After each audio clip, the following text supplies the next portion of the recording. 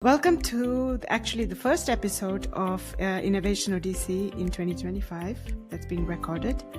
Today I have with me in the studio Thomas Krapf, who is the co-founder and CEO of Riskwolf.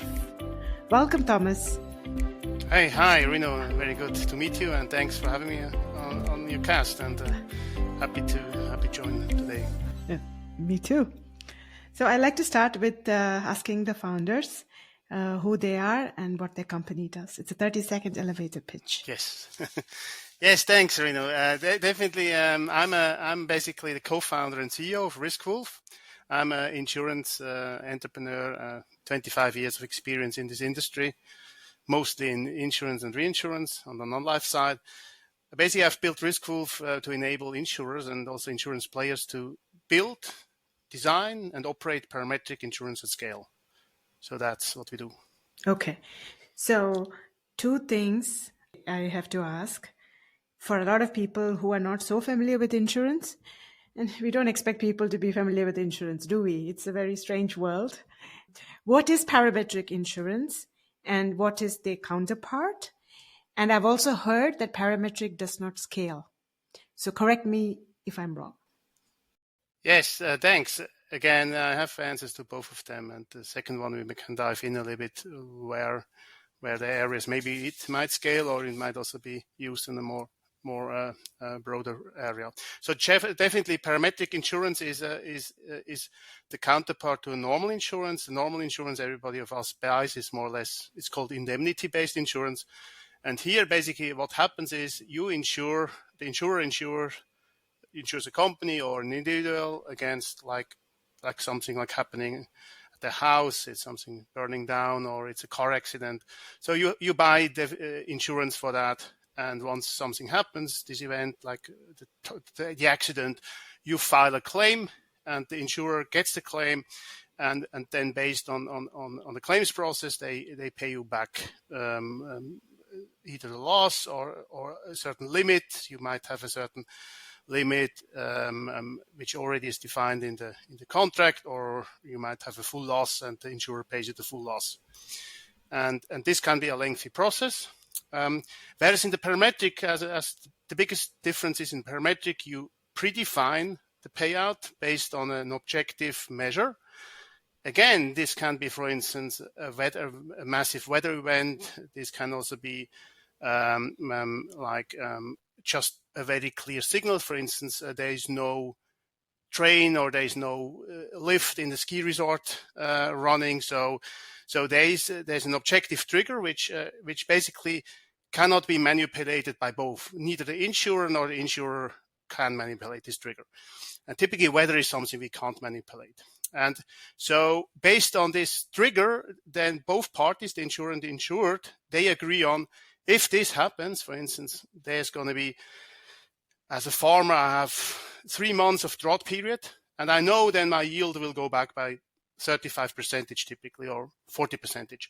So what I can do as an insurer, I can offer the farmer, instead of a claims process, I'm offering the farmer, for instance, yes, I pay you for each day where you have an additional drought or additional missing rain, I pay you a certain amount. And this amount is basically more or less compensates you for the loss of the yield. So you earn less, but you get something back from insurance, which makes up for your losses. And the idea of parametric is naturally to define these triggers in a way that they really correlate, more or less make sense, and really correlate with the loss. And if they correlate with loss, then you so-called reduce the so-called basis risk, because that's one of the big naturally points and the problems of parametric is if the basis risk, meaning there is the event happening, you lose a lot of yield, but the measure is not there, so you don't measure this with your objective measure, then you have a so-called basis risk. And the idea of parametric, and to make sure that it scales, is to reduce the basis risks. And this is a little bit also what we see at Riskwolf, that making these triggers, really adjusting these triggers to what's really happening on the field or with an income or with a yield, and making a trigger making triggers accurate is the biggest challenge of parametric. On the other hand, once you make this, then you can scale as well. So that's a little bit that. And on the scaling, happy to dive in a little bit more. So do you offer the insurance cover per se? So are you an insurer or an MGA or a broker? Or do you have a platform that helps to make sure that the triggers are well documented and can be put in place? Yes, it's a second. So we are a technology company, and what we offer is a platform. And we always work with regulated insurers or brokers, MGAs. And as you know, the insurance market on a global scheme has different setups. Each country has jurisdictions have different regulations. Some markets are more broker markets, some markets are MGA markets, some markets are direct markets, and it's a combination. So what we have built is a platform which can work with all different parties. And typically what we work with is an insurer, or more as an insurance carrier, or more sometimes we work also with companies who basically build own insurance programs as a buyer. So they're basically using insurance, but want to use it in a way that they can serve their end customers. So we have built this platform which can basically serve these, where we can build up parametric programs with these parties. We are supporting them with data. First of all, so basically data is nothing else. For instance, on the weather side, we have different types of satellite data, different types of weather stations, different types of national weather bureaus. And this is typically all already agreed in the market. What are the data accepted? What are the data sources accepted? And then we give them a kind of a process stack and a computation stack where they can really use it with two things. They can, on the one, we have a tool which is more on the coverage design. So they can use it really to build coverages for like income. Like, for instance, we built coverages for farmers. We build coverages for gig workers where they have income loss due to a heavy weather event. We have a loan program where we build coverages which are embedded in a bank loan. So we protect the non-performing loans due to a weather event. So we have different templates and coverage designers. And you can then really click through this coverage design. Yes, I want to use this data source. I have only a 3 months coverage. I can do that per crop. So I have like Apple, where I have a crop periods, so I can really fine tune my coverage and the different perils. I can include rainfall, temperature. I can include typhoons or hurricane conditions. We also look at specific conditions like wildfire, hail, where we have the data, and these perils, so-called perils, then can be brought together in a product. And what we then do, we reach out to insurers and reinsurers. Either there's already an insurer on the book, but they might want to look for a reinsurance capacity. So what we can then bring in on the platform also a reinsurance capacity and also the reinsurance pricing. And then once all parties agree, yes, that's the right product, we have a distribution, then basically we monitor this program for all the parties. So we execute that. So it's really the data service converted into a product template and eventually pricing that helps the insurer or the provider of the service of the insurance product to actually scale. Exactly. So there's two models we provide. We provide model where we support also the pricing itself, also the modeling of the risk with the actuarial models. And so the one case is there is an actuarial model already around. There's already pricing with a term sheet and the conditions around. So there we more import the pricing and operate that and enable a quotation like into a broker channel or into an embedded insurance channel. Or the other way where we really are more from ground up there, the pricing is not yet concluded. So they still want to then use different models and come up with the right price. So we then support different models, but they always signed off by a regulated insurer. So we go with a regulated insurer who has then also the sign off and basically the sign off of the regulator that this parametric product is allowed in the market, and then the pricing and modeling, we can support this as well. So that's the two models. Either is there's one already around, or it's really done on our platform. For this, we have historic data, typically, because I guess this is also the same as with indemnity insurance. You need the historic data in order to understand what has happened in the last 40 years, 50 years. And for parametric, on the weather side especially, we then apply trending, detrending. So we look at the curves and say, yes, is this now accelerating, these rainfall patterns, or are these more getting less? So we can then use these factors to really make a modeled pricing available. So that's a little bit on this end. You from what you've told me, it's more weather that you offer support for rather than other things, shipping, transit. That's not your thing, right? Yeah, so we started again from the company since we're 5 years old. We started with just totally different perils. We started with a product initially with cloud and internet downtime. So when we started during COVID, we've seen there's a lot of shift to online and e-business, and everybody has gone through that in the last couple of years. So what we offered is a product which compensates either an e-commerce shop or even just a normal company who uses like a Microsoft Office 365 on the cloud, or even companies who use certain software for critical processes, like airlines who use weather reports. And then we basically came up with a model which compensates against cloud or internet downtimes. So we measured this information with our data providers, and we also had our own model. We have our own measures. We built up that during 2 to 3 years. The issue there was no capacity. All capacity was available, which was more linked towards cyber. And there was not really yet capacity available in the last couple of years from the markets in terms of cloud and internet outage, since the key problems is not solved there. Is when are these big events happening? What's the recurring period of the catastrophic outage, which they need to basically the reinsurance need to understand the long tail, because typically they price this long tail in. But if they don't understand the long tail, when the big event happens, they can't really price then also the short tail, because they don't know if it's happening next year. Do I have to have a surplus of 10 or 20 or 30% on the premium, or is it not happening? Is it only happening every 500 years or 50 years or 5 years? So that is a little bit the challenge there. So we've decided to move in an area where we see just the market and the demand and the supply.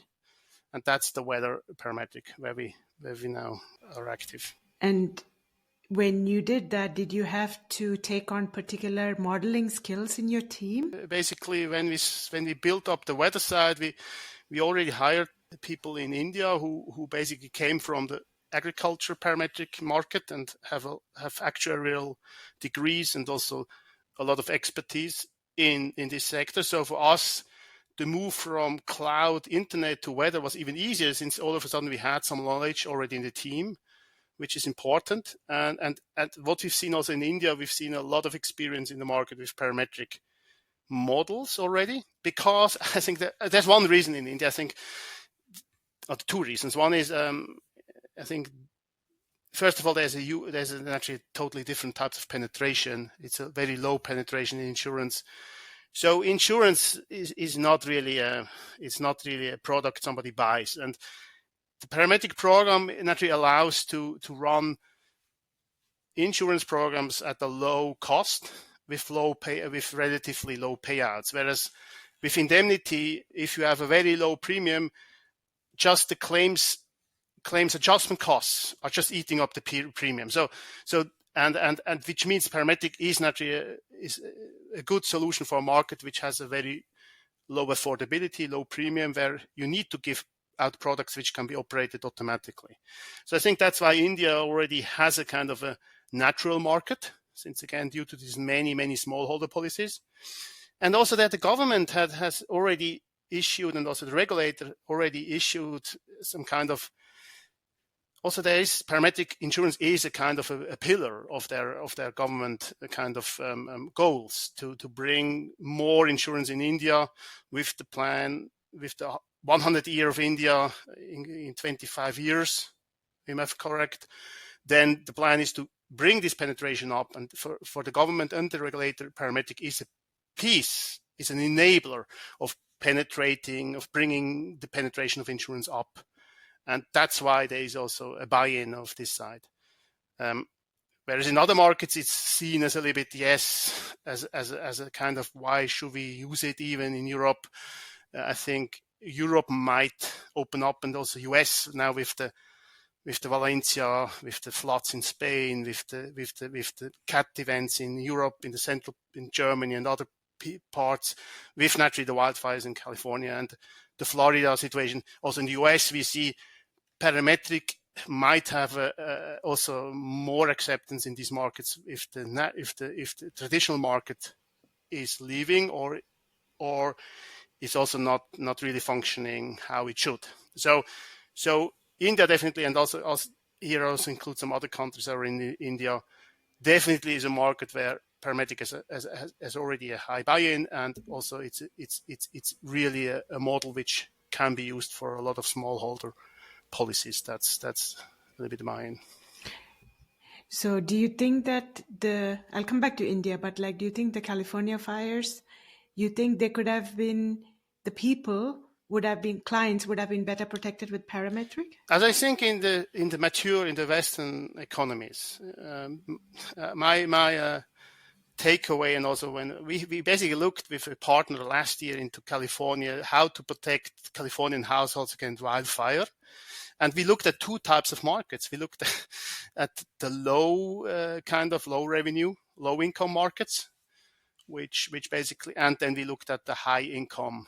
And naturally now this time there was more high income areas hit. And what we've seen there is two things. One, you can't just sell parametric insurance in a market which is regulated like that, so that there's no incentive to buy an additional parametric layer, or it's not seen as an additional element, since the regulator already regulates the market.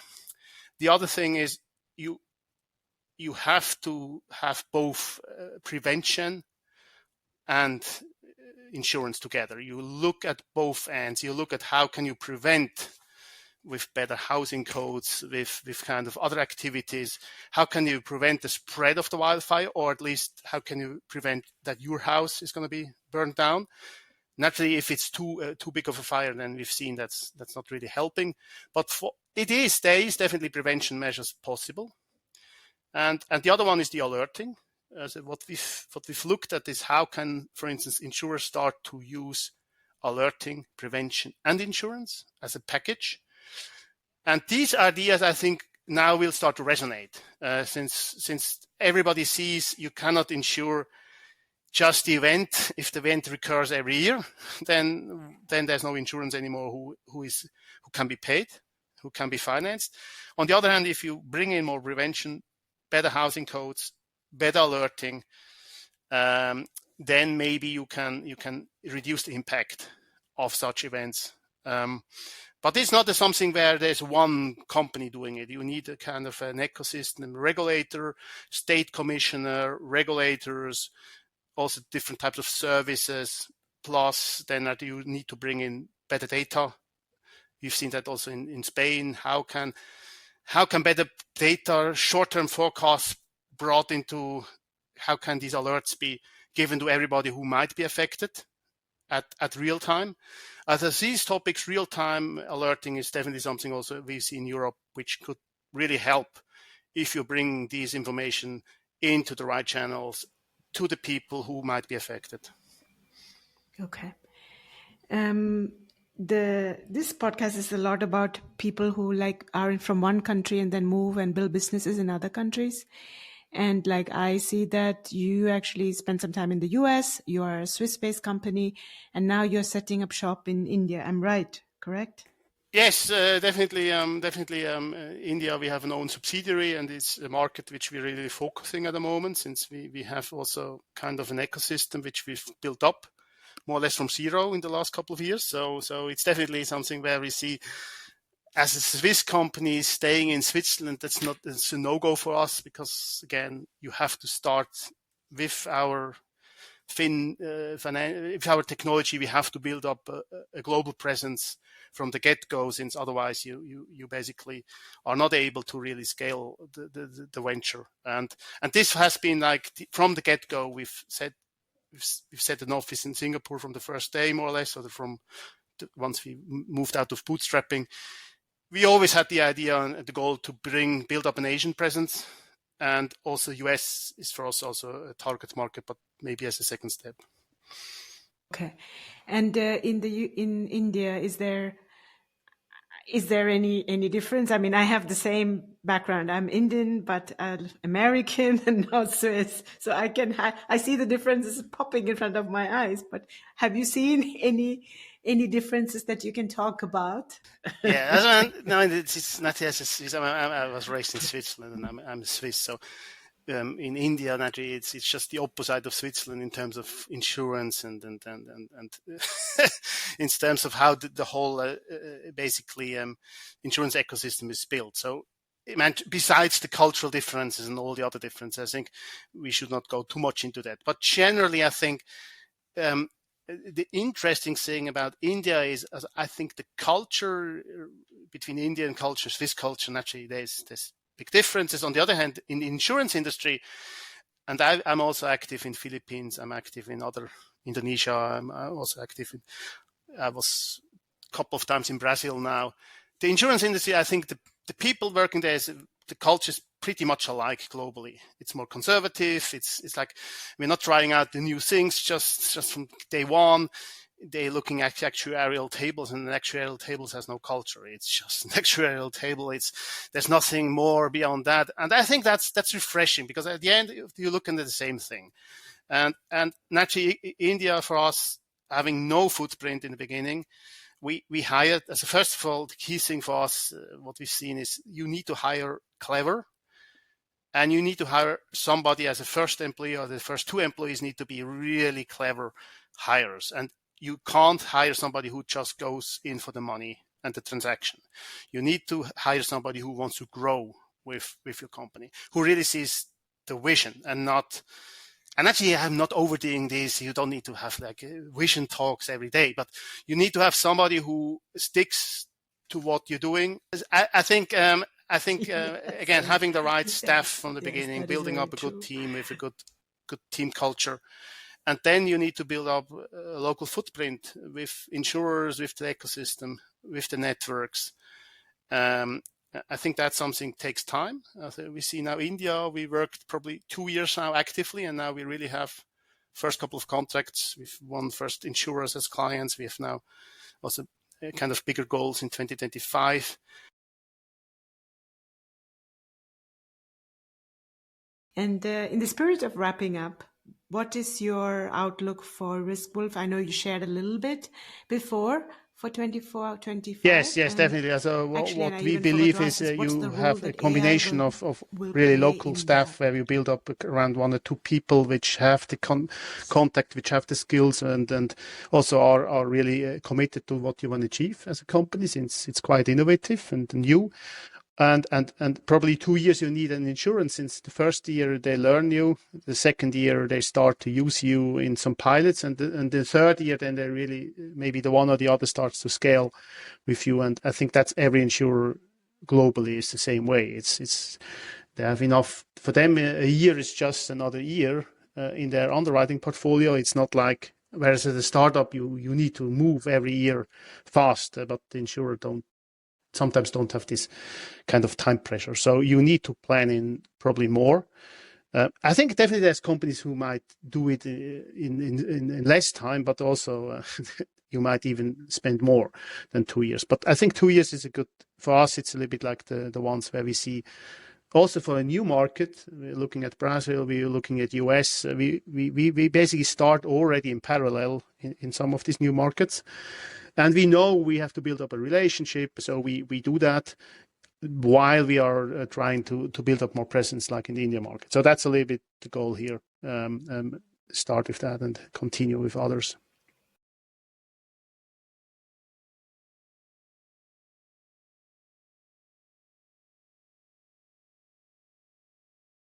Yeah, so definitely we have a combination of investors, and also we have a grant from the Swiss government, InnoSwiss, and we basically naturally as a startup we are working on how we achieve the next business milestones. We have a runway where we can work on that. We are also challenged generally in the insurtech bubble 2021 with the reframing of what's growth, what's profitability. And so our goal is 2025 to become operationally break even, and we are on the path to that. So which means we also will be in a position where we can showcase a good case to investors, I think later this year. Into a next, maybe more into Series A round. At the moment, I'm comfortable what we're doing. Naturally, I look at our clients. I look at how can we get in more clients. How can we bring our model into bigger programs? So which scale, and the trajectory 2024, 2025 really looks good for us. So we can have had some first pilot programs in 2024. We now move them into larger programs with typically between the pilot and the scale-up phase, it's between factor 3 to factor 10 in a program, and we get new programs in. So for us, this is the right trajectory. But definitely on the investor side, we are interested. We have kind of, as a co-founder and CEO, I have a continuous discussion with investors. I mean, I think some of them we discuss since years, or we have some check-ins.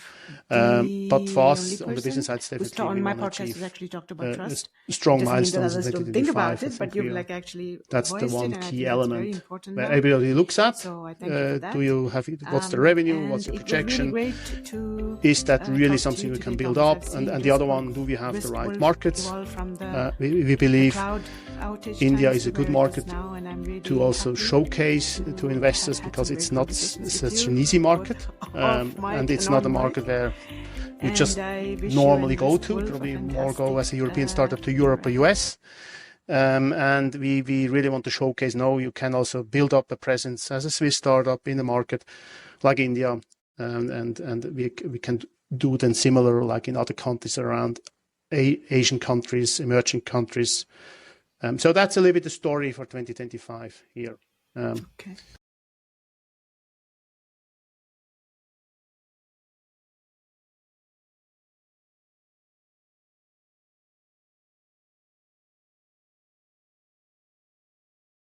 Yeah, it's a good question. So generally, I think the spark to really start something on my own, it was not set just 2 years ago, 3 years ago. I think I already had that in the 20s after my studies. I already had I've had my own company during my studies. I had a company when I was in New York. I was part of a corporate venture, and then I built my own company in New York. Back 25 years ago now. So it's already been there. I've been part of an industry initiative. I've been part of also a small startup in the carbon insurance area 15 years back. I have my own company with my wife in a small consulting company we founded together also 16 years ago. So there's always been an entrepreneurial piece. I would say with Riskwolf a little bit, I think I'm more like old school in terms of you need to build up some industry knowledge, some really deep industry knowledge to really do something in insurance. So I'm naturally have this experience of the 25 years in this industry. I think I want to utilize this expertise with Riskwolf. So for me, this is now like a kind of a logical step of a path I'm already on. And I think personally, I think I always, already since I'm younger, I wanted to have a company which is active, which is global, has a global presence. I think I always wanted to do something like that. So that's not.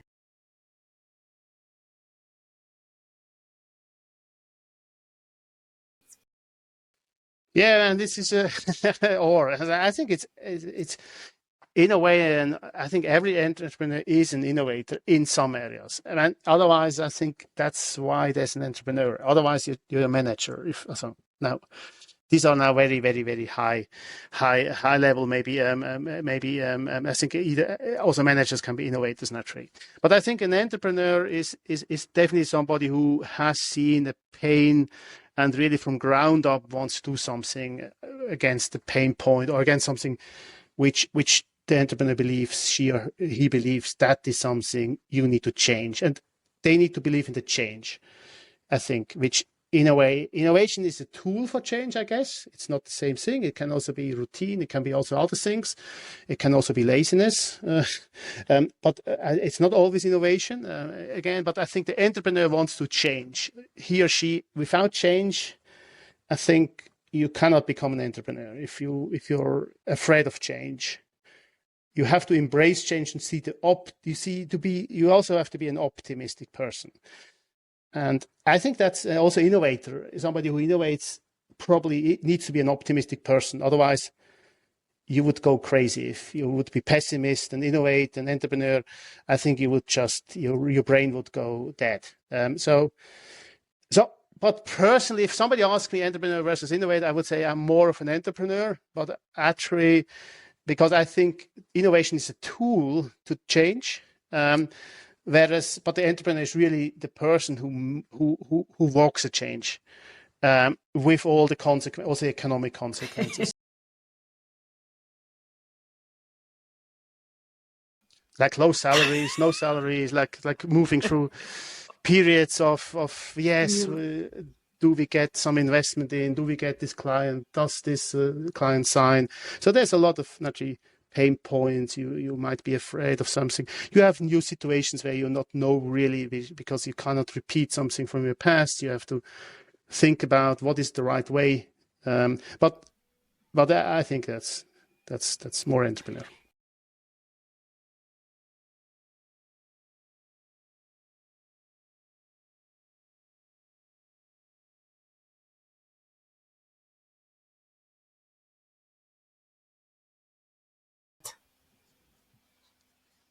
Yes, and the AI topic definitely will is something I think everybody has to have a mindset around a little bit in the future. Whereas I think there's different pieces of that which also are very volatile if you look at the recent events. So AI might not be the same AI in 2 years, and I think overall you need to see what really you look at in terms of AI, but generally, I think maybe before I go to AI, I think the future, I believe, of Riskwolf and anybody working in insurance, I think the parametric will merge with indemnity insurance into a hybrid model, which have components of parametric, which might be paying out fast, and then you have components of insurance offerings which just go through the indemnity claims process because you need both. I think that's the future of insurance. It's a combination of certain index-based insurance or parametric elements where you can give the client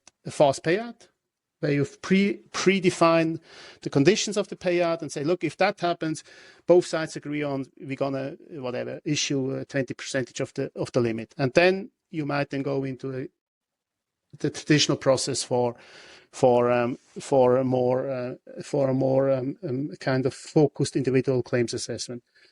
I think on the AI side, I mean, generally, I think everything around insurance is first of all around trust in the insurance ecosystem, because insurance is a promise to pay. So I give somebody money and then there's a promise to pay if certain things happen. So without the trust, there's no insurance, because why should I give money to somebody just as a prepayment and then hope that I get something back? So I think an AI will definitely I think I'm not seeing AI helping on the trust issue. I'm even seeing the other way. AI might create further elements which are not really helping on the trust side. Where I see AI is two things. I really see it on the underwriting as moving to a more conversational design, how to build products, much more intuitive, that AI can help you in the design speed. And also, and that's something also we will focus on at Riskwolf. And the other one, I think on the operational side, I think AI can definitely help on the claims side, bringing in all these measures of satellite information, sensoring, local measures into a claims cockpit where you really can improve claims efficiency with using AI models, trained models, which really can interpret data very fast in a very accurate way that you really say, yes, that's something where I can gain a lot of efficiency. So these two areas, I believe, are going to stay for AI. But still, without affordability, without trust, there's no insurance. So these elements need to be built up in the ecosystem. Okay.